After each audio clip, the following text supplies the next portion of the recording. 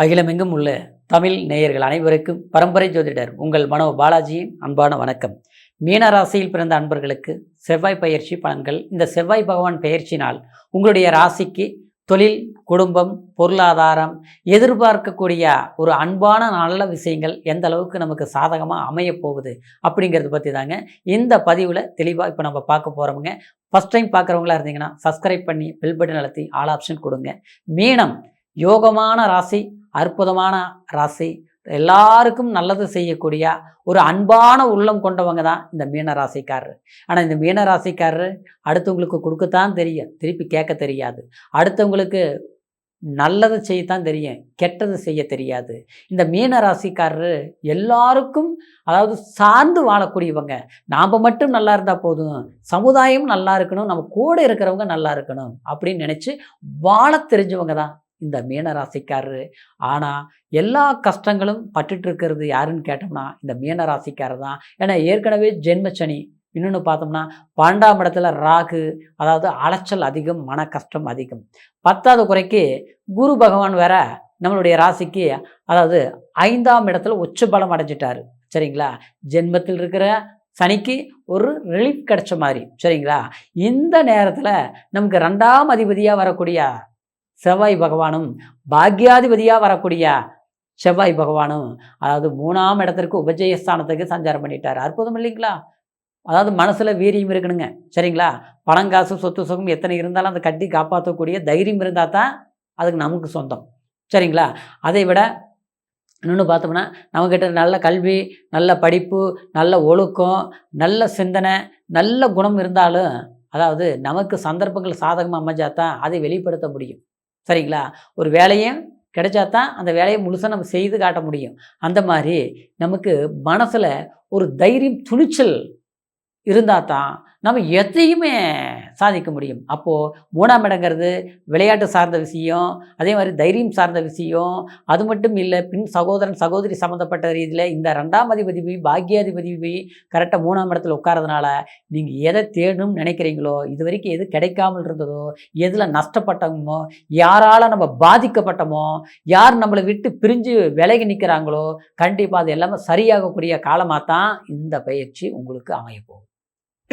ஏன்னா ஏற்கனவே 5ஆம் இடத்துல குரு உச்சபலம், உச்சத்தை தொட்டதுனால உங்கள் ஜென்மத்தை பார்த்துருச்சு. சரிங்களா?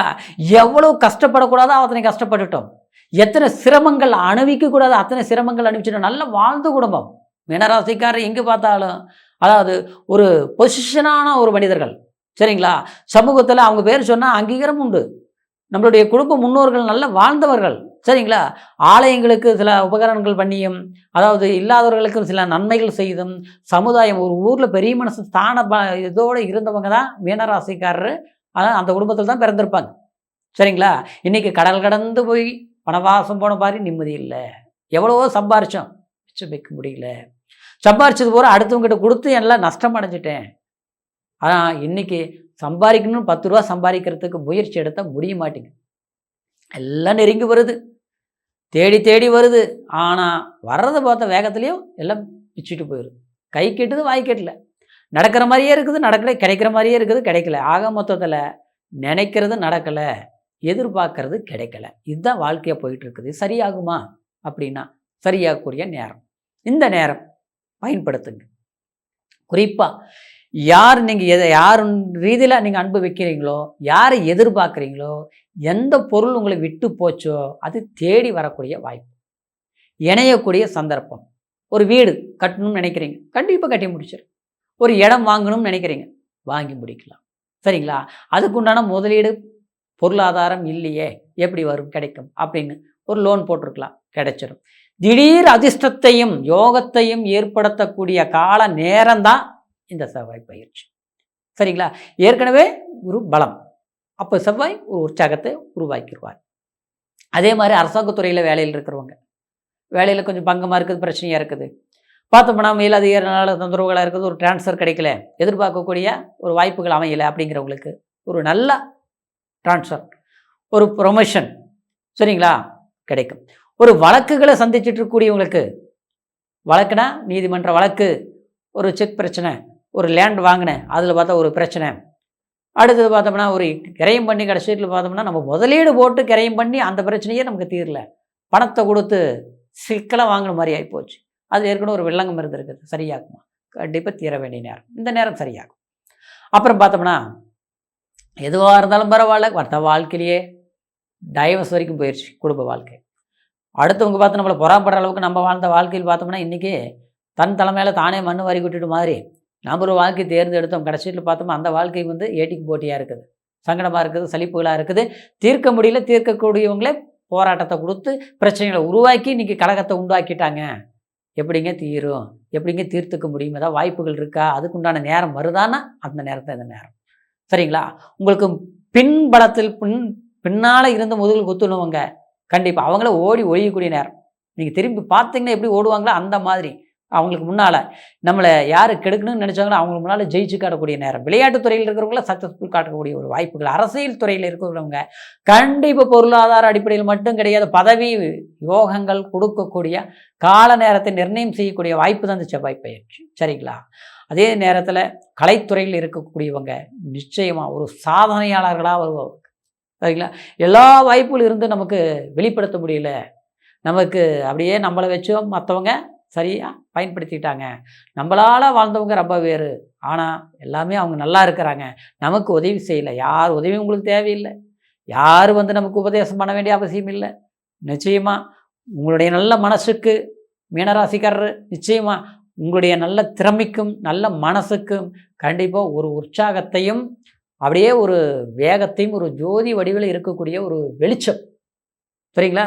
திருவண்ணாமலை அண்ணாமலையர் அக்னி, அதாவது தத்துவ ரீதியில் சொல்ல போனோம்னா கண்டிப்பாக ஒரு வெளிச்சம் பிரகாசம் எப்படி கிடைக்குதோ அந்த மாதிரி உங்களுடைய வாழ்க்கையில் ஒரு வெளிச்சத்தையும் ஒரு வாழ்க்கையில் ஒரு மகிழ்ச்சியும் குடும்ப வாழ்க்கையில் இருந்த சில சங்கடங்களை எல்லாம் போக்கி மனக்கசப்புகளை எல்லாம் அப்படியே வீசிட்டு ஒரு சுமூகமான ஒரு மலர் மாதிரி ஒரு மல்லிகைப்பூ மாதிரி அப்படியே மனம் கலராமல் ஒரு சந்தோஷத்தை உருவாகக்கூடிய ஒரு வாய்ப்பு இந்த செவ்வாய் பகவான் நிச்சயமாக உங்களுக்கு அருளை வாரி அள்ளி கொடுப்பார், சரிங்களா?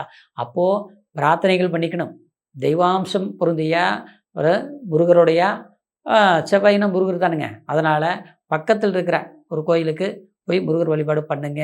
மீனராசிக்காரர் திருச்செந்தூர் போயிட்டு வாங்க, டைம் கிடைக்கிற போது போயிட்டு வாங்க, எப்போவுமே உங்களுடைய வாழ்க்கையில் அது நல்லா இருக்கும்.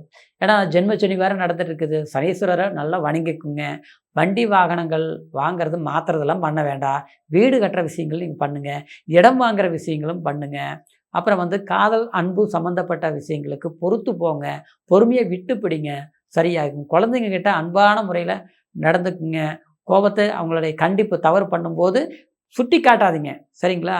பொறுமையாக அந்த டைம் விட்டு அடுத்த டயத்தில் சொல்லுங்கள், அது சரியாகும். கணவன் மனைவி உறவு ரீதியில் மனச்சங்கடங்கள் இருக்கும், அதனால் கொஞ்சம் அது சரிப்படுத்திக்கூடிய நேரம், இந்த நேரத்தில் சமாதானம் ஆயிரும், சரிங்களா? திருமணம் ஆகாதவங்களுக்கு திருமண வாழ்க்கை நிச்சயம் இந்த நேரம் கைகூடி வரும். கமிட்மெண்ட் கண்டிப்பாக சக்ஸஸ் பண்ணிடுவீங்க. பிரிஞ்சிருக்கிறவங்க ஒன்று சேரக்கூடிய நேரம் ஆக மொத்தத்தில் அற்புதமாக இருக்கும். அதே நேரத்தில் அடுத்தவங்களை நம்புறது பண்ண வேண்டாங்க. டாக்குமெண்ட் பேப்பரில் கையெழுத்து போடுறது, அப்புறம் ஜாமீன் கையெழுத்து போடுறது இதெல்லாம் செய்யாதுங்க.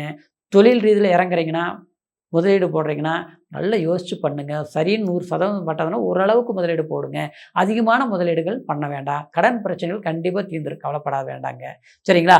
ஆக மொத்தத்தில் மீனராசி அன்பர்களுக்கு கண்டிப்பாக இந்த செவ்வாய் பயிற்சி சிறப்பு, சரிங்களா? இப்போ சொன்னது கோச்சார அடிப்படையில் பலன்களை சொல்லியிருக்கிறேன், இது ராசியை வச்சு. இருந்தாலும் லக்னம், தசா புத்தி, அந்தரம், சூட்சுமம் இதெல்லாமே பிறப்பு ஜனன ஜாதகத்தில் முழுமையான பலன்களை தெரிஞ்சுக்க முடியுங்கிற ஒரு காரணத்தினால உங்களுடைய ஜாதகத்தையும் ஒரு முறை பார்த்துக்குங்க.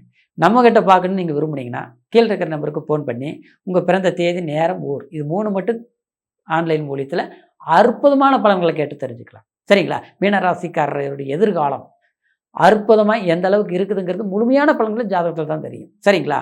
அதனால் நிச்சயமாக மீனராசி அன்பர்களுடைய எதிர்காலம் இனி வரக்கூடிய காலத்தில் சக்ஸஸ்ஃபுல் மனிதர்களாக இருப்பீங்கிறது 100% ஒரு உறுதியுடன் மீண்டும் அடுத்த பதிவில் சந்திக்கும் வரைக்கும் நன்றி, வணக்கம்.